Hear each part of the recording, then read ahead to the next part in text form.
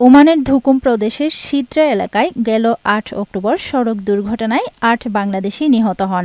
এর মধ্যে ৭ জনের বাড়ি সন্দ্বীপের সারিকাইত ইউনিয়নে, একজন চট্টগ্রামের রাউজানের।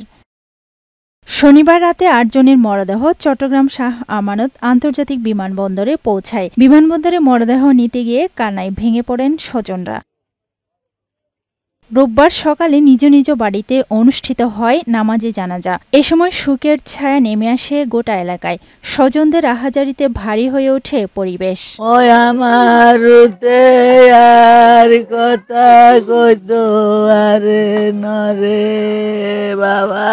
এদিকে জানাজায় অংশ নেন বিভিন্ন রাজনৈতিক দলের নেতারা। নিহতদের পরিবারের পাশে থাকার আশ্বাস দেন তারা।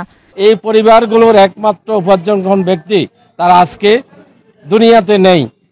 তাদেরকে ছাড়া আজকে এই পরিবারগুলো কিভাবে আজকে মাথা উঁচু করে দাঁড়াবে? এই যারা রেমিটেন্স যোদ্ধা, তাদের এই রেমিটেন্সের মাধ্যমে আমাদের দেশের অর্থনৈতিক চাকা চলে। আফরোজা সুলতানা, বৈশাখী সংবাদ।